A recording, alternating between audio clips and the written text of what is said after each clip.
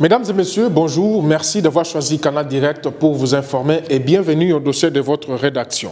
Pas de frais d'inscription et réinscription des élèves pour l'année scolaire 2023-2024 dans toutes les écoles, tant publiques que privées agréées.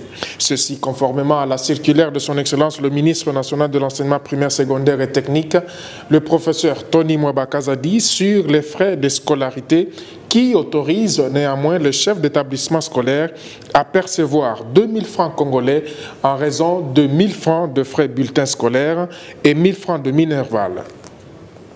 Et c'est dans le cadre de suivi et application stricte des instructions officielles que le directeur provincial de l'EPST Okatonga 1, l'honorable Joseph Mwinkia-Ochienda, a reçu dans son office de Lubumbashi ce 24 juillet 2023 le vice-président de la SONEPA, l'association qui regroupe en son sein les promoteurs des écoles privées agréées qui, du reste, préconisaient adresser un mémorandum au ministre de l'EPST.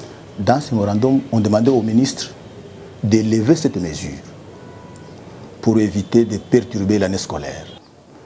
Ayant appris, n'est-ce pas, ce message, bien avant que le mémorandum ne soit déposé, le prophète nous a invités. C'est autour de ça que nous avons discuté hier. Nous sommes des partenaires.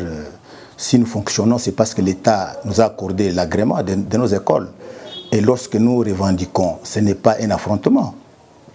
La revendication a pour but ultime de trouver un compromis.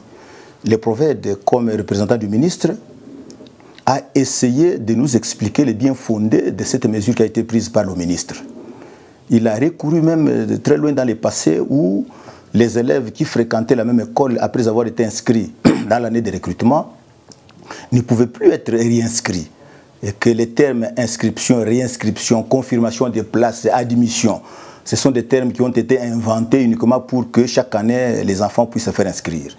Il nous a dit, voilà, étant donné que maintenant on voudrait, n'est-ce pas, appliquer la loi cadre vraiment à la lettre et même la Constitution, on ne voudrait plus entendre parler, n'est-ce pas, de l'inscription des enfants dans ces classes. Alors, il nous a dit, voilà, pour vous permettre de pouvoir fonctionner, parce que les écoles ont aussi besoin d'un peu d'argent, d'un peu de moyens pour rafraîchir les murs, pour réfectionner les bancs, pour acheter la craie, pour peut-être aussi remettre aux anciens qui viennent de longues vacances quelque chose pour préparer aussi la rentrée scolaire des enfants et aussi leur survie à la maison. Beaucoup de nos enseignants étant des locataires, il faut aussi un peu d'argent pour donner à ces enseignants là-bas, un peu d'argent pour payer les loyers. Et bien, il nous a dit, voilà, allez accueillir tous les parents, allez accueillir tous les élèves qui viennent. Et au lieu d'inscription, que les parents commencent à payer anticipatoirement les frais mensuels. Alors quand nous avons dit à monsieur le directeur provincial que faire payer aux parents les mois entiers anticipativement, alors qu'à côté il faut qu'ils préparent la rentrée scolaire des enfants, ça va encore peser sur les parents, alors que l'idée du gouvernement c'est d'alléger les parents. Alors il a dit oui, là l'idée est vraiment fondée, alors dans ces cas, on peut demander aux promoteurs de réclamer ne fût-ce qu'un acompte sur les frais mensuels du mois de septembre afin de permettre, n'est-ce pas, le démarrage de l'année scolaire 2023-2024.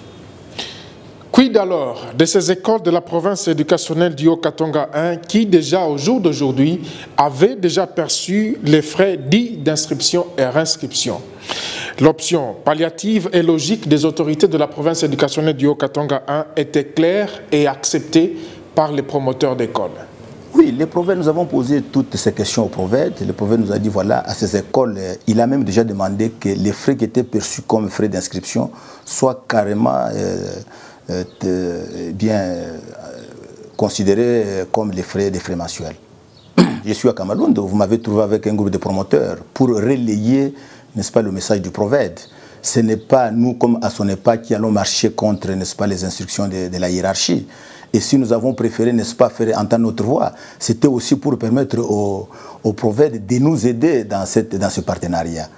Et là, nous avons dit, les promoteurs sont censés quand même respecter ça. Sinon, il y aura menace. Hein. Le prophète a même dit, bon, en fait, la loi reste la loi. Elle est dure, mais c'est la loi. Enfin, celui qui chercherait peut-être à marcher contre cette loi risquerait de voir uniquement son arrêté d'agrément arraché. Et beaucoup de promoteurs membres, n'est-ce pas, de l'Association nationale des écoles privées agréées à SONEPA en sigle, sont dans un groupe j'ai envoyé ces messages dans les groupes.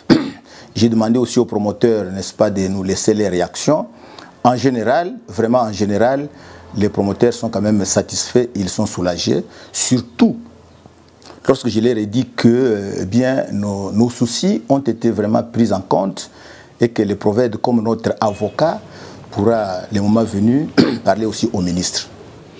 Étant bénéficiaires directs, les parents d'élèves, au travers l'Association nationale des parents du Congo, ANAPECO en sigle, ont accueilli cette mesure avec joie, surtout qu'elle entre dans le cadre de la gratuité prônée par le président de la République, son Excellence Félix-Antoine Tshisekedi Tshilombo. La décision prise par les autorités scolaires en province, je citais les directeurs provinciaux, l'honorable monsieur Joseph Chiend, d'une part, et d'autre part, l'inspecteur principal provincial, monsieur Nicolas Nyangue. Nous saluons cette décision prise, sinon c'est une décision prise en faveur des parents d'élèves que nous avons le devoir de représenter en province. Et c'est aussi une possibilité, n'est-ce pas, de décharger une fois de plus, c'est les parents qui à l'époque étaient considérés toujours comme une vache laitière et par conséquent, les parents étaient asphyxiés. Nous sommes appelés de marcher ensemble et de regarder dans la même direction avec les autorités scolaires établies en province. J'ai cité les PROVED, l'IPP, les DIPROCOC, pour nous permettre de regarder tous dans la même direction parce que nous sommes embarqués tous dans les mêmes bateaux de changement.